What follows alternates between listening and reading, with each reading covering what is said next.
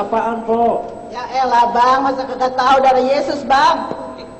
Kasih tahu dong, Po. Darah Yesus itu yang menebus dosa kita bang. Oh gitu, Po. Iya. Kalau dosain? Ditebus. Kalau dosanya babe?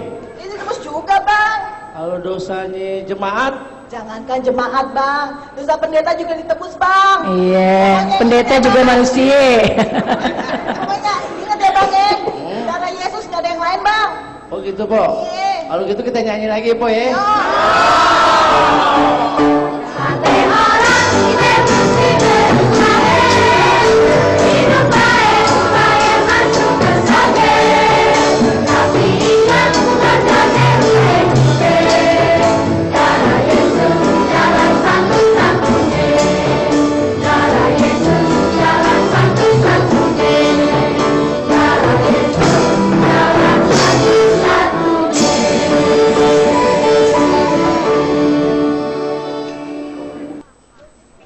Dalam rasa syukur dan sukacita kami bersama pada saat ini ya Tuhan, sebagai gerejamu yang rindu memaknai syukur kami untuk hari ulang tahun kemerdekaan Republik Indonesia yang ke-68, dan kami boleh Engkau tempatkan dan bukan sebuah kebetulan.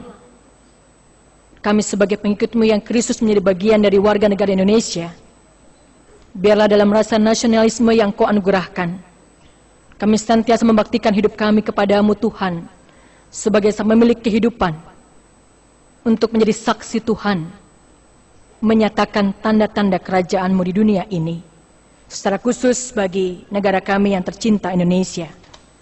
Tolong kami sebagai pribadi, tolong kami sebagai keluarga, tolong kami sebagai gereja-Mu, sehingga hidup kekristenan kami sungguh menjadi makna yang menghadirkan cinta kasih-Mu bagi siapapun yang sungguh rindu akan cinta kasih-Mu bagi mereka. Tolong kami untuk Tuhan, kuasai kami dengan kuat kuasa Roh-Mu yang kudus, yang telah memerdekakan kami sebagai hamba kebenaran, sebagai hamba Allah, untuk tidak terus sebagai hamba dosa.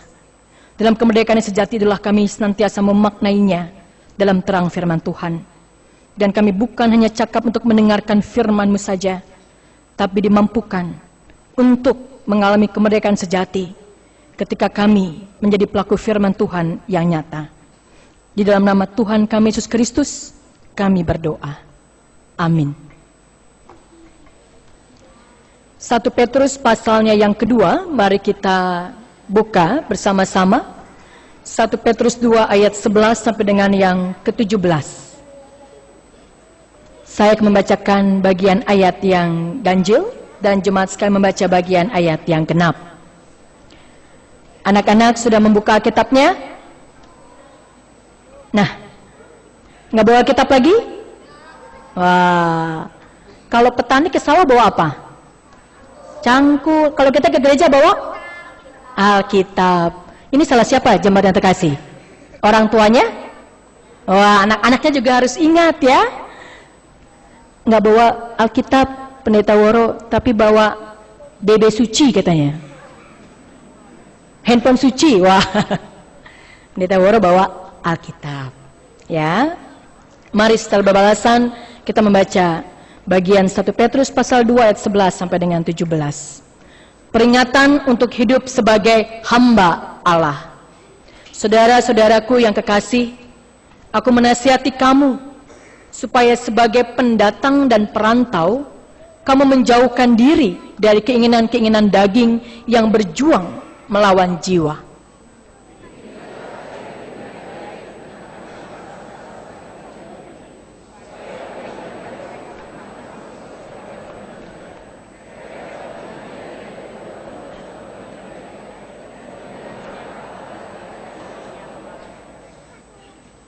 Tunduklah karena Allah kepada semua lembaga manusia, baik kepada raja sebagai pemegang kekuasaan yang tertinggi,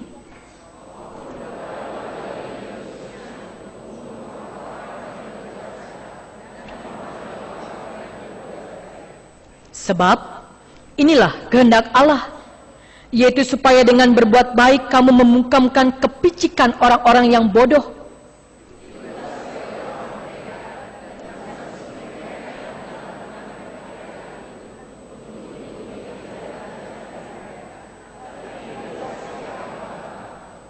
hormatilah semua orang, kasihilah saudara-saudaramu, takutlah akan Allah, hormatilah raja.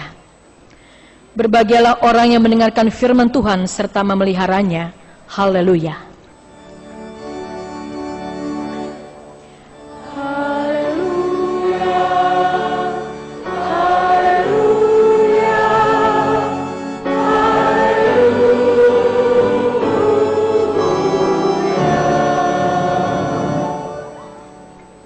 Selamat pagi jemaat. Apa kabar nih? Kita sekarang semuanya jadi orang Betawi nih. Iya. Bahagia banget dah ya. Capek juga saya ngomong begini jemaat ya. Daripada kaku, nanti diteruskan oleh Betawi Bermazmur. Sungguh luar biasa ketika kita menyatu sebagai keluarga besar. Jemaat dewasa, simpatisan bersama dengan anak-anak, guru sekolah minggu. Yang memang seringkali suasana seperti ini sungguh menjadi kerinduan kita bersama-sama. Menyatu sebagai keluarga yang beribadah. Yang secara kreatif mengungkapkan kebersamaan kita. Karena secara khusus juga kita saat ini memasuki bulan seni dan memasuki minggu ketiga. Dan kita menandainya secara kreatif juga sebagai bagian dari syukur kita merayakan, mensyukuri hari ulang tahun kemerdekaan kita yang ke-68. Bersama dengan anak-anak sekolah minggu, guru-guru sekolah minggu dalam pekan sekolah minggu yang ada. Dapatkah kita merasakan Bapak Ibu dalam kebersamaan seperti ini? Kalau firman Tuhan saat ini menyapa kita, milikilah cara hidup yang baik. Di bawah penghayatan tema bahwa kita sebagai orang Kristen, bagaimana menyatakan hidup Kristen di tengah kemerdekaan kita. Sebagai warga negara Indonesia, bagaimana menyatukannya, bagaimana mengungkapkannya dalam kebersamaan pada saat ini. Salah satu jemaat yang terkasih, anak-anak, hidup kekristenan dalam cara hidup yang baik, yaitu ditandai dengan persekutuan, guyup bersama-sama, menyatu. Itu salah satu cara hidup yang baik yang mau kita nyatakan, kita saksikan dalam persekutuan kita pada saat ini. Di bawah tema bagaimana memberi ruang pada keanekaragaman, kemajemukan. Kita sebagai orang dewasa mungkin nggak terbiasa kalau sekarang ada anak-anak.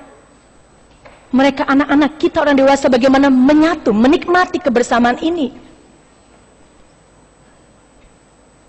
Kita dari suku satu, suku yang lain, sangat heterogen sekali. Kita dari satu sosial yang satu, satu sosial yang lain, pendidikan, latar belakang berbeda-beda, tapi lihat, kita menyatu sebagai keluarga besar GKI Kebayoran Baru, keluarga besar Allah, keluarga besar Tuhan. Mengapa Bapak Ibu kita perlu merasakan ini?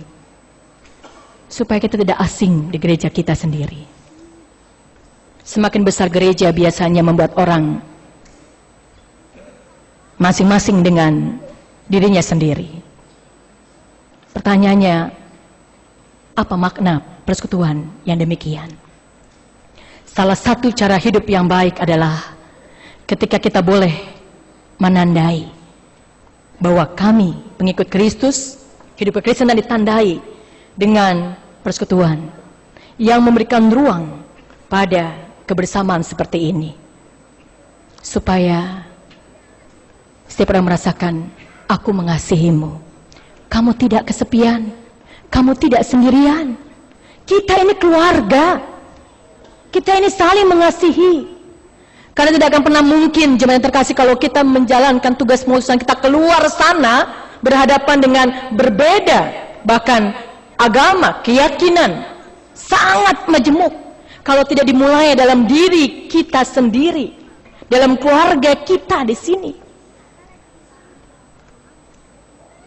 James Holmes. Anak-anak, ada yang ingat siapa dia?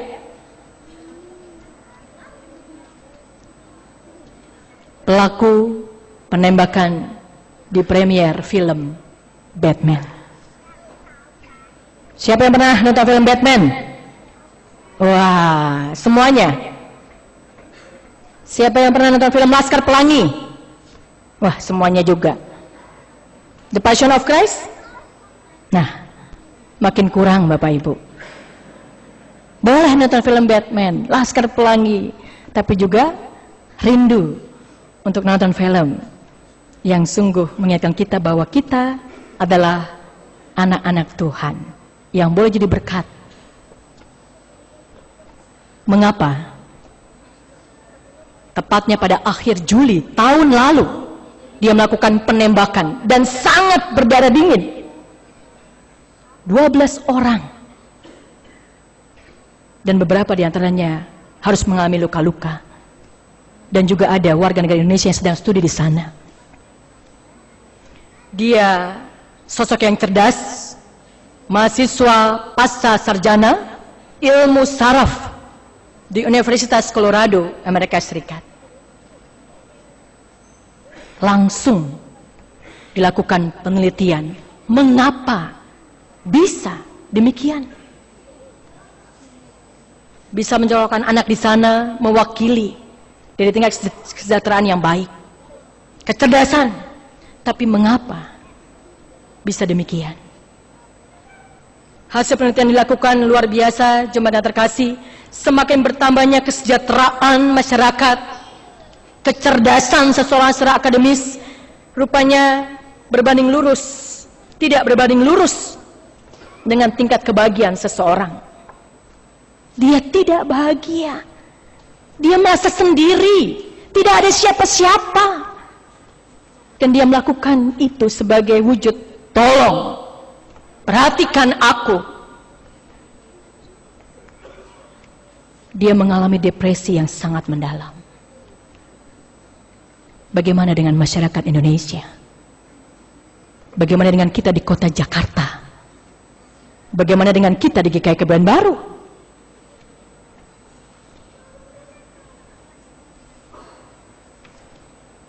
Bukan hanya kalau tadi tingkatannya sudah masuk pasar sarjana, sudah dewasa. Anak-anak remaja pun sudah mengalami begitu banyak kesepian. Orang tua di mana? Kita sebagai orang dewasa di mana? Karena itulah salah satu cara hidup yang baik yang mau Tuhan ingatkan melalui pesan firman Tuhan saat ini. Bagaimana kita memaknai, bagaimana kita mewarnai, bagaimana kita memelihara persekutuan kita sebagai anak-anak Tuhan, sebagai orang-orang yang beriman. Persekutuan bukan untuk menyeragamkan, tapi menyatukan dalam kepelbagaian, kemajemukan, keperbedaan, dan merayakannya sebagai anugerah Tuhan. Mampukah kita untuk itu? Karena itu juga merupakan satu pembuktian. Orang di luar sana boleh bicara tentang apa, tapi kalau kesaksian hidup kita mau menyatakan bahwa di sini ada kasih yang merekatkan kita, dan dengan kasih itu pula kita boleh menyatakan bagi orang lain. Lantas kalau kita sudah kumpul-kumpul, kita sudah menyatu, bahkan saat ini bersama dengan bapak-bapak dari Betawi bermazmur, apa yang mau kita maknai, jemaat yang terkasih? Apa yang mau kita sungguh-sungguh nyatakan dalam kehidupan kita secara nyata? Kalau ada anak-anak di sini, mari kita hayati bahwa kita sebagaimana disapa oleh firman Tuhan saat ini, kita adalah para pendatang, perantau.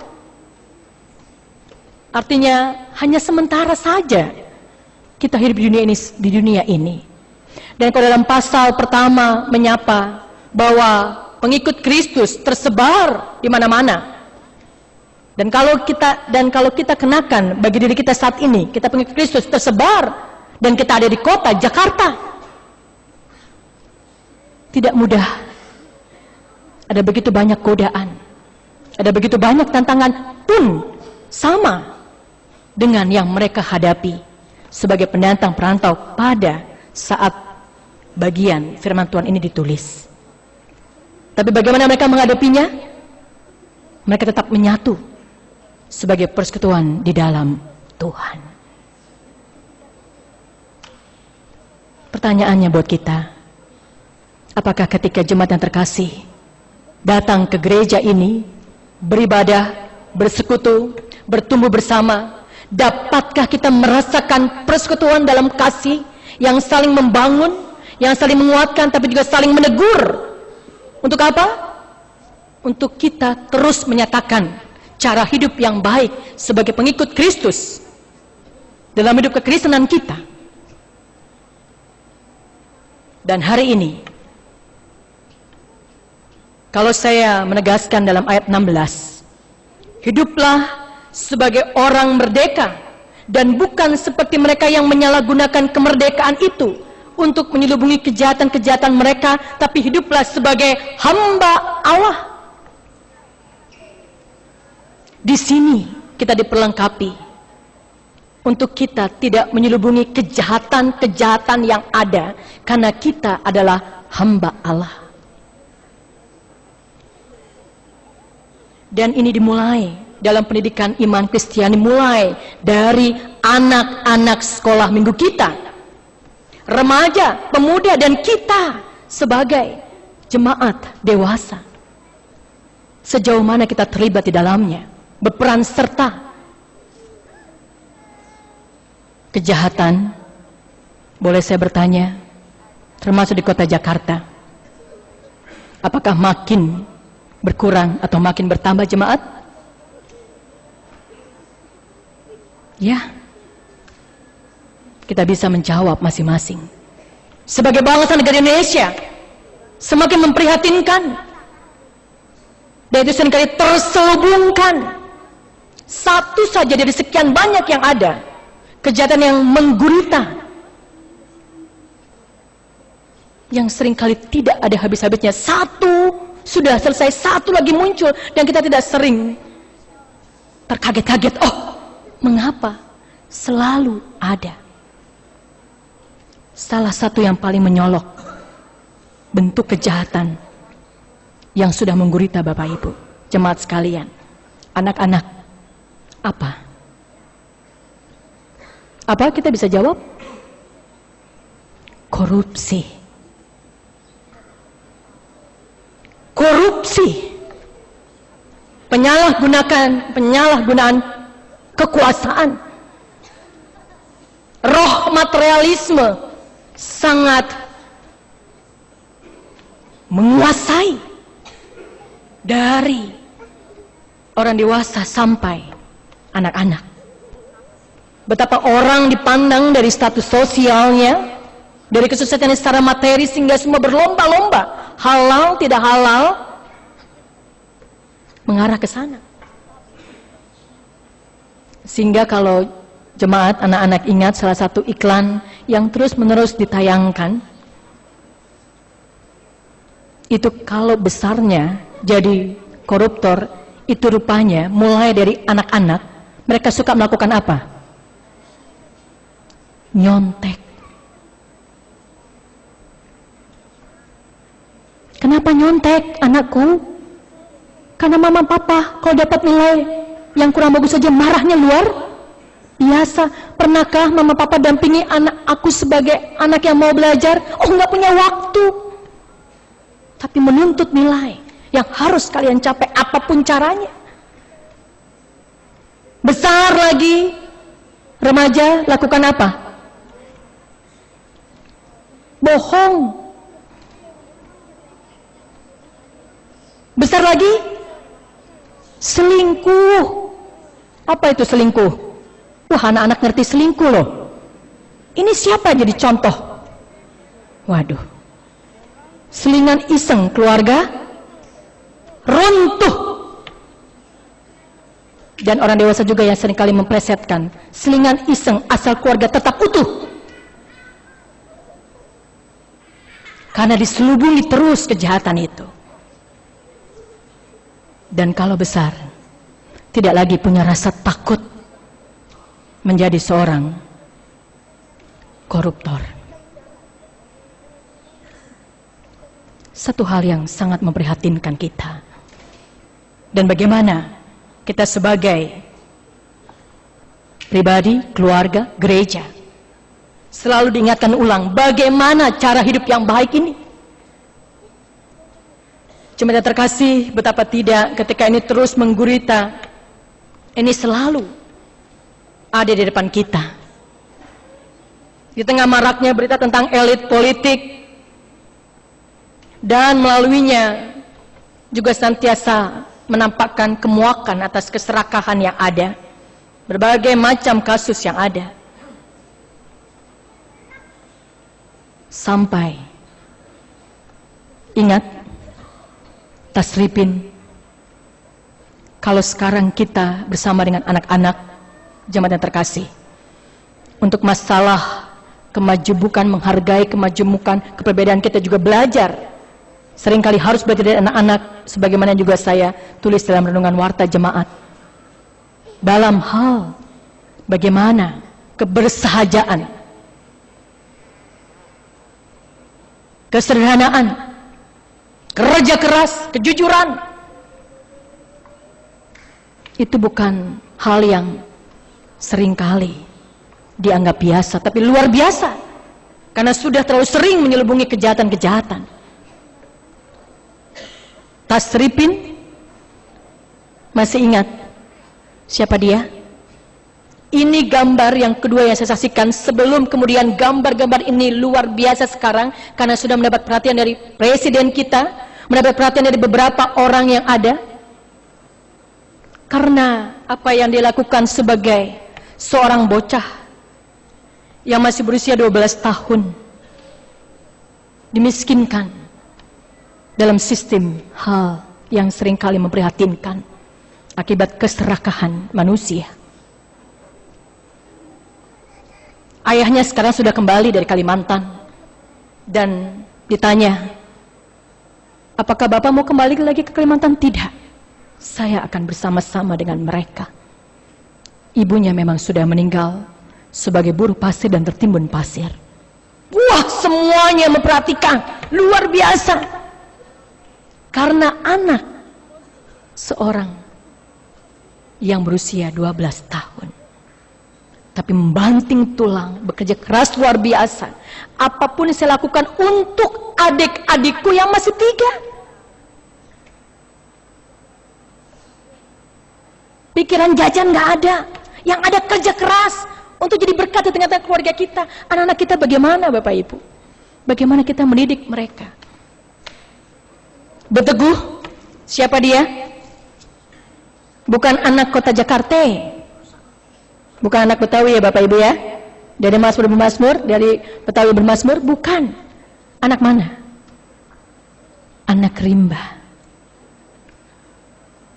Apa yang dilakukan?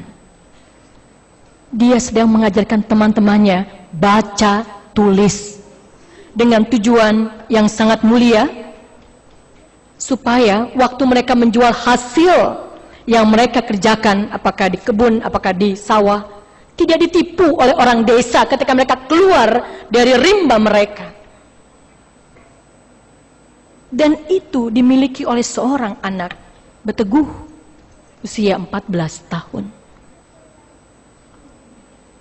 Mereka suku anak dalam yang sebagian besar menempati kawasan Taman Nasional Bukit 12 Provinsi Jambi.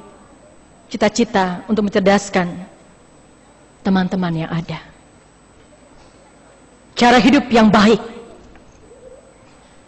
dimulai dari apa yang bisa kita kerjakan, jemaat, anak-anak yang terkasih. Dan itu tidak kembali hanya pada diri kita sendiri, tapi bermakna untuk orang lain. Mulai dari anak-anak kita. Dan hidup kekristenan, bukankah demikian? Hidup Kristen, hidup mengikuti Kristus. Bagaimana Kristus ada dalam kehidupan Sejak berusia 12 tahun, Bapak Ibu kalau ingat dalam bacaan Injil, kegemarannya berada di bait Allah. Dan orang tuanya mengantarkannya. Sehingga dia bisa hadir untuk jadi berkat yang luar biasa. Berhadapan dengan kebenaran, dia berani menyatakan kebenaran. Salib, penderitaan menjadi taruhannya untuk sebuah pembenaran. Kalau saat ini jemaat bersama dengan anak-anak sekalian, ketika kita sungguh mau menghayati hal ini, apa yang bisa kita kerjakan, kita lakukan. Jangan selubungi terus kejahatan-kejahatan itu. Itu bisa terjadi sebagai pribadi, di tengah-tengah keluarga, di gereja. Di gereja, bisa terjadi, bisa.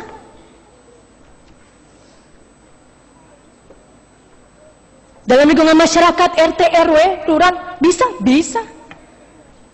Kalau dalam bahasa firman Tuhan, manusia terdiri dari daging. Roh memang penuh, tapi daging lemah. Disinilah kita membutuhkan sungguh kuasa Tuhan yang luar biasa yang memampukan kita bersama-sama.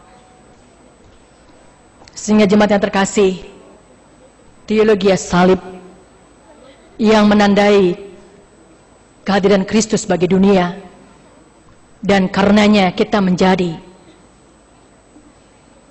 orang Kristen dalam anugerah Tuhan. Kemarin kita menyatu dalam kebaktian HUT RI yang ke-68, dimerdekakan untuk hidup dalam kebenaran. Dan sebagai orang yang telah dimerdekakan, kita mau memerdekakan orang lain. Bukan menjadikan orang lain sebagai korban kejahatan. Kristus menjadikan dirinya sendiri sebagai korban untuk perwujudan kebenaran. Kemerdekaan, bebas dari dosa untuk memerdekakan orang lain. Sudah begitu banyak korban yang berjatuhan. Kalau kekristenan boleh hadir, pengikut Kristus boleh hadir, kita hadir untuk jadi berkat dan saksi yang memerdekakan orang lain. Dengan keputusan kita, kebijakan kita, dengan apapun yang ada yang Tuhan anugerahkan kepada kita. Sehingga hidup kekristenan sungguh menjadi bermakna, sungguh menjadi berkat yang luar biasa. Hari ini anak-anak bersama dengan kita, ibadah selesai, hidup kembali dalam kehidupan kita sebagai keluarga. Bagaimana mereka melihat kita melakukan mulai cara hidup yang baik sebagai pengikut Kristus. Dengan demikian, ketika kita memikirkan merdeka, bukan slogan semata, tapi benar-benar kita sudah Tuhan pakai menjadi alat kemerdekaan yang hidup, memerdekakan orang lain, bukan mengorbankan orang lain, menindas orang lain, memiskinkan orang lain, tapi mengangkat, membebaskan, mensejahterakan. Dan itu dinandai dengan kasih Kristus. Merdeka. Merdeka. Sekali merdeka, tetap merdeka. Amin.